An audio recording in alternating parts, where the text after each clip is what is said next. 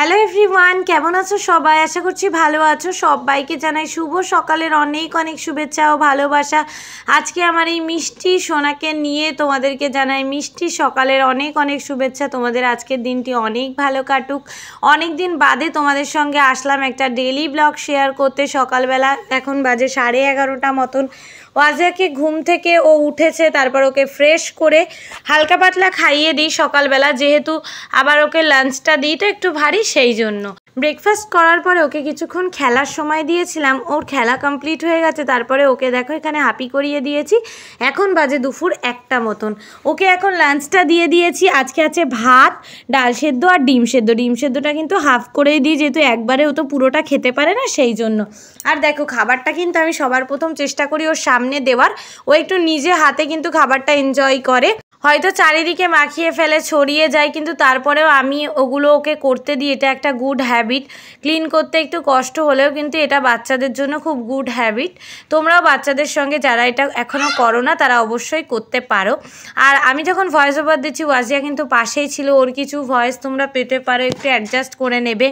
ওকে খাওয়ানোর পরে চলে এসেছি নিজেদের কাজে। নিজেদের কাজ বলতে আজকে মা এনেছিল একটু শাক, সজনে শাক আর তেলা কচু শাক। আমি খুব একটা শাকের নাম জানি না, মায়ের থেকে জেনে তোমাদেরকে বললাম। আর শাক খেতেও খুব একটা পছন্দ করি না, কিন্তু ওই যে শাকের উপকারিতা আছে সেই জন্য আমি আর কি খেয়ে নিই কষ্ট করে হলেও। তোমরা কারা এই সমস্ত শাক খেতে ভালোবাসো অবশ্যই কমেন্ট করে জানাবে। অনেকে শাক তো শখ করেই খায়। আর ওয়াজিয়া যেহেতু একটু বেলা করে ঘুম থেকে উঠেছে, ও তো আর এখন ঘুমাবে না, ও ওর মতো খেলছে। আজকের ওয়েদারটা একদম মেঘলা।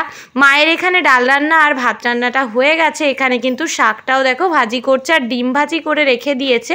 আজকে দুপুরের মেনু হবে তোমার শাক আর আমডাল করেছে, আর এখানে হবে পটল আলু দিয়ে ডিমের তরকারি। তো আমি এখানে আলু আর পটলটা কেটে মাকে হেল্প করে দিচ্ছিলাম। মা বলল মাই কেটে নেবে, কিন্তু আমি বললাম যে না, আমি কেটে দিচ্ছি। তো আমি তো সেইভাবে হেল্প করতেই পারি না, যেহেতু ওয়াজিয়া অনেকটা দুষ্টু। ও আমাকে একদম কাজ করতে দেয় না। যখনই কাজ করতে যাব না তখনই ও কোলে ওঠার জন্য বায়না করবে। সেই জন্যই আর কি আমি কোনো রকম সেইভাবে হেল্প করতে পারি না।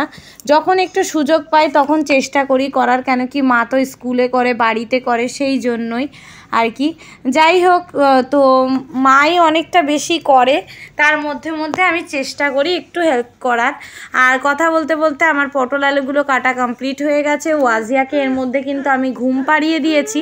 এখন চলে এসেছি ঘরটাকে ভালো করে ঝাড় দিয়ে নিচ্ছি। এই কাজটাও মাই করে, কিন্তু আজকে যেহেতু ওয়াজিয়া ঘুমাচ্ছে সুযোগ পেলাম তাই ভাবলাম আমি করি। খুব কম দিনই আমি করে থাকি, যেদিন ওই যে সুযোগ পাই ওয়াজিয়া ঘুমাচ্ছে বা নিজের মতো খেলছে তখন আর কি করার চেষ্টা করি। যাদের বাড়িতে বাচ্চা আছে তারা এই ব্যাপারটা রিলেট করতে পারবে আমি কি বলতে চাইছি।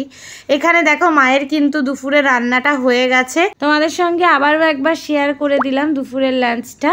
তারপরে চলে এসেছি সিঙ্কে কিছু বাসন জমা হয়েছিল, সেগুলোকেই এখন ক্লিন করে নেব। মাকে বললাম গোসলটা সেরে নিতে, আর সেই ফাঁকে আমি আর কি এগুলোকে ক্লিন করে নেব। এতক্ষণ আমি এই কাজগুলো যখন করছিলাম, মানে যখন ওই পটল আলু কাটছিলাম, মা তো ওয়াজিয়ার সঙ্গে খেলছিল, তারপর ওকে ঘুম পাড়ালাম। এখন মাকে বললাম যে যাও তুমি গোসলটা করে এসে, এখনই আব্বু চলে আসবে, একসঙ্গে তাহলে লাঞ্চটা সেরে নিতে পারবো। সেই জন্য আজকে অনেকটা বেলা হয়ে গেছে।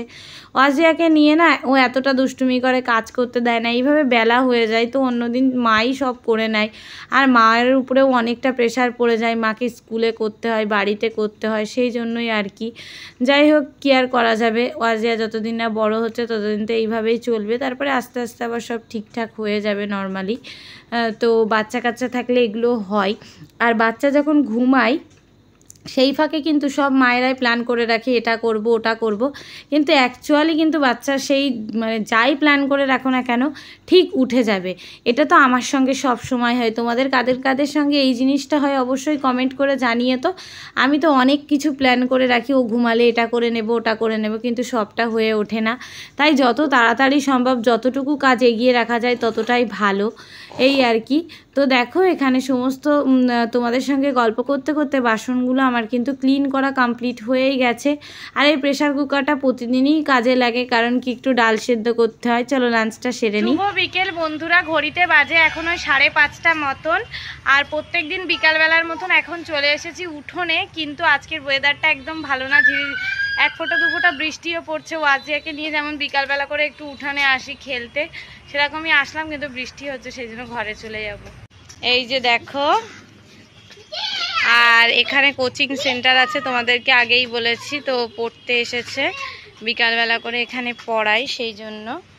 ওঠো, উঠে পড়ো, চলো এসো ঘরে চলে এসো। এই যে ফোঁটা ফোঁটা বৃষ্টি পড়েছে, সবে পড়ছে একদম।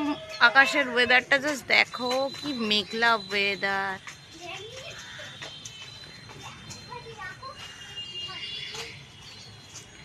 চলো ঘরে চলো।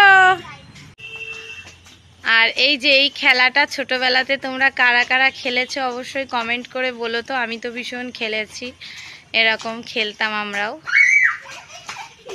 পড়ে যাবি তো। এখন বাজে ঘড়িতে সন্ধ্যা 6:10। সবাইকে জানাই শুভ সন্ধ্যার অনেক অনেক শুভেচ্ছা ও ভালোবাসা। এখন এখানে দুই বোন খাচ্ছে দুধ বিস্কুট, তো আমি ওয়াজিয়াকে খাইয়ে দেবো, আর এদিকে ফারিয়াও খাচ্ছে।